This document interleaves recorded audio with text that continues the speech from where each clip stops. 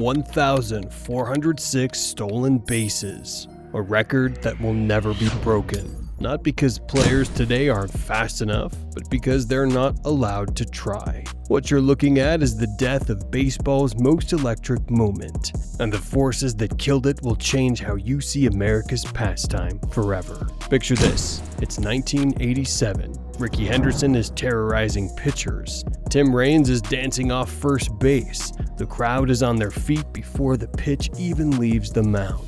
That season, MLB players stole 3,585 bases. Fast forward to 2017, that number, 2,527. We lost over 1,000 stolen bases in 30 years, and the rules have changed in favor of the thief. Only 3 players stole 40 bases in 2017. 3 in the entire league. There were seasons in the 80s when individual teams had 3 players with 40 steals. So, what happened? Did players suddenly get slower? Did pitchers become superhuman? Or is there something deeper at work here? Jose Altuve, 2014, 56 stolen bases. Front as he runs from first, a swing and a miss, and the throw down not in time.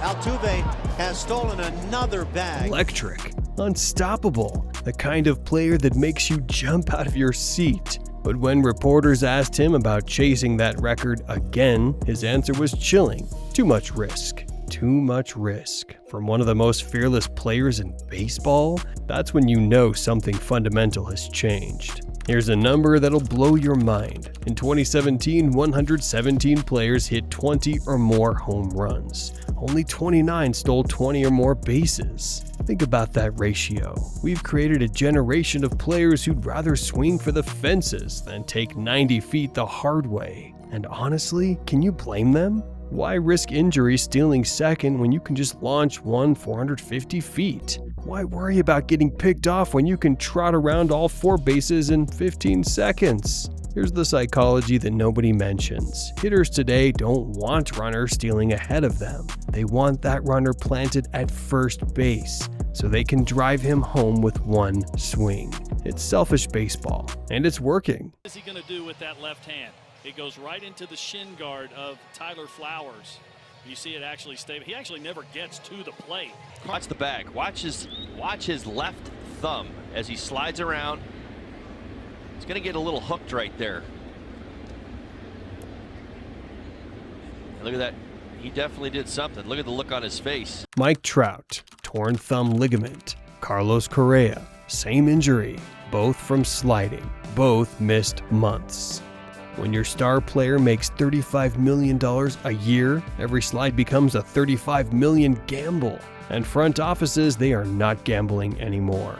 Rickey Henderson slid headfirst for 25 years, somehow avoided major hand injuries. But that was a different era. Today's players are bigger, faster, and the impact forces are devastating. Jose Altuve put it perfectly. His hands are his moneymakers. One bad slide, one awkward landing, and his career could be over. The math is simple. 90 feet isn't worth 100 million. This is Trey Turner, one of the best base stealers alive. And even he admits, replay has changed everything. In Rickey's era, if you beat the tag, you were safe, period. Didn't matter if you popped off the bag for a split second. The umpire couldn't see it, so it didn't happen.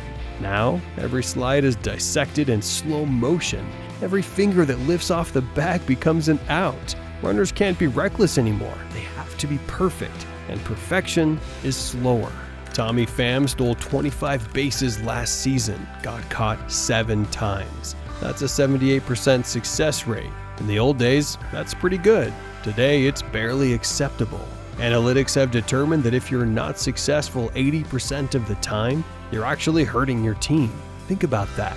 Brett Butler, a Hall of Fame candidate, got thrown out 28 times in one season, trying to steal 66 bases. In today's game, he'd be benched.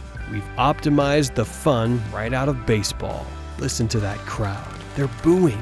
The pitcher just threw to first base for the 4th time. And you know what? He doesn't care. There was a time when peer pressure mattered, when pitchers felt embarrassed to slow down the game. Not anymore.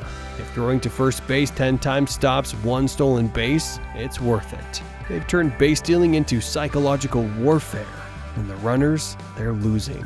Steven Strasburg, 2012, gave up 14 stolen bases in 16 attempts. Runners were 87% successful against him. Steven Strasburg, 2015 to 2017, gave up 14 stolen bases total in 3 seasons. Same pitcher, different approach. Pitchers today study film like NFL quarterbacks. They've perfected slide steps, quick deliveries, and timing disruption. Technology didn't just change hitting, it revolutionized pitching. Remember the old days? Catchers looked like offensive linemen, slow, powerful, built to block home plate. Their job was to hit home runs and call pitches. Today's catchers are athletes, quick feet, rocket arms, defensive specialists. They're not trying to hit 30 home runs, they're trying to throw out every runner who dares to run. One executive told me, no position has changed more in 20 years than catcher, and base stealers are paying the price. But here's what really happened. This isn't just about stolen bases, this is about the soul of baseball. We've taken a game built on instinct, aggression, and split-second decisions and turned it into a spreadsheet. Every risk has been calculated, every gamble has been analyzed, every moment of spontaneous excitement has been optimized away. Look at those bases, 90 feet apart, the same distance they've always been, but somehow they feel further apart than ever. Rickey Henderson didn't steal 1,406 bases because of analytics. He stole them because he loved the thrill, the cat and mouse game, the moment when 40,000 people held their breath. Today's players are smarter, stronger, and more athletic than ever. They've lost something Rickey had, the willingness to fail spectacularly in pursuit of something magical. So, what happens next? Do stolen bases disappear completely? Do we accept a game where the most exciting play is a home run? Or maybe, just maybe, some younger player will watch old Rickey Henderson highlights and think, I don't care about the percentages. I don't care about the risk. I want to make 40,000 people jump out of their seats. The thing about baseball, it's cyclical. What goes around comes around. And somewhere out there, the next great base stealer is lacing up his cleats. The question is, will we let him run? The bases are still 90 feet apart. The only thing that's changed is our courage to take them. What do you think? Are stolen bases gone forever? Or is this just another phase in baseball's evolution? Let me know in the comments below. And if you want to see more untold stories from America's pastime, you know what to do.